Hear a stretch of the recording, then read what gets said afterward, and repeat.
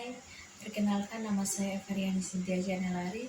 Saya dari Universitas Kristen Artawacana Kupang, Fakultas Keguruan dan Ilmu Pendidikan Biologi. Di sini saya akan jelaskan materi tentang sel. Sel merupakan suatu unit terkecil dari organisme. Menurut jumlahnya, sel dibagi menjadi dua, yaitu uniseluler dan multiseluler. Sel uniseluler yaitu organisme yang hanya terdiri dari satu sel saja, contohnya pada bakteri dan protista. Sedangkan sel multiseluler yaitu organisme yang terdiri dari banyak sekali sel, contohnya pada sel darah merah. Persamaan antara sel eukariotik dan prokariotik yaitu memiliki membran plasma dua lapis, fosfolipid, dan membran permeabel. Materi genetik berupa DNA. Dinding sel memiliki dinding sel kecuali pada sel hewan. Ribosom. Ribosom sintesis protein katalisis. Yang terakhir yaitu sitoplasma atau sitosol, tersusun dari air, glukosa, dan ion-ion. Sedangkan perbedaan dari prokariotik dan eukariotik, yang pertama kita akan bahas tentang prokariotik. Sel prokariotik memiliki ukuran 1-10 mm. Dinding selnya murein atau peptidoglikan. Tidak ada perbedaan organel subseluler. Kromosom sirkular nukleus. Umumnya plasmid, RNA, dan ribosom. Bersifat uniseluler dan multiseluler. Di sini kita akan menjelaskan nukleus. Yang pertama, tersusun oleh rantai ganda DNA sirkular. Plasmid DNA, rantai sirkulasi pendek DNA, dan replikasi bebas, dan mesosom. Mesosom terikat pada membran plasma berikatan dengan respirasi enzim, kecuali pada mitokondria. Ribosom berukuran kecil tersebar di seluruh sitoplasma. Pili yaitu protein berbentuk batang.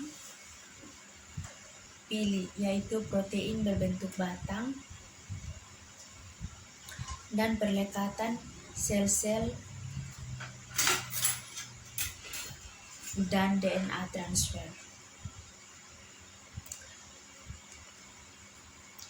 Flagellum yaitu alat gerak pada bakteri yang dikenal juga sebagai flagella.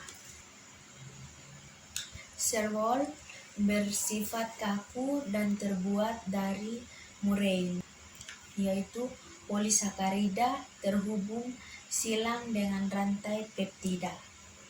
Dinding tebal bersifat gram positif dibandingkan dengan gram negatif. Perlindungan dari lisosimes dan penisilin. Yang terakhir adalah kapsul.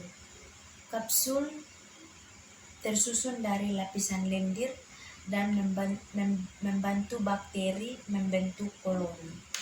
Selanjutnya kita akan bahas tentang eukariotik.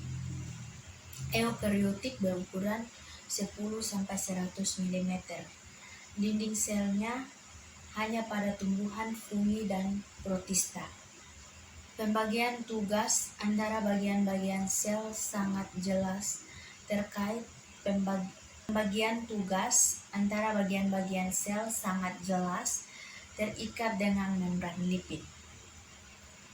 Sitoplasma tersusun dari organel, ribosom, dan sitoskeleton. Berbentuk pergerakan dan organisasi fungsi metabolik sekunder. Selanjutnya adalah sitoskeleton. Sitoskeleton yaitu mikrotubula dibuat oleh tublin dan mikrofilamen yang terbuat dari aktin. Nukleus yang terdapat DNA seluler yang berfungsi sebagai transkrip dan pemrosesan RNA. Pori-pori nuklir dalam membran nuklir. Mitokondria berfungsi sebagai respirasi seluler, oksidasi nutrisi untuk menghasilkan energi dalam bentuk ATP. Mitokondria berdiameter 1-2 mm yang terdiri dari 1000 sampai 2000 sel. Membran luar halus dan membran dalam terlipat yang disebut dengan kristal. Berasal dari prokariota dan mempertahankan DNA tetap melingkar. RNA dan mesin protein. Selanjutnya ada retikulum endoplasma atau yang biasa disingkat dengan RE. Retikulum endoplasma yaitu sistem membran sitoplasma untuk biosintesis lipid dan metabolisme xenobiotik. RE halus dan RE kasar memiliki ribosom yang melekat pada sintesis protein. Aparatus Golgi terdiri dari protein dan lipid yang diproduksi dan dikemas dalam Golgi untuk tujuan akhir. Lisosom merupakan organel kecil yang terikat dengan membran dan melepaskan diri dari Golgi. Terdiri dari enzim degradatif untuk protein, asam nukleat, lipid, dan karbohidrat. Sekian dan terima kasih penjelasan tentang sel dari saya.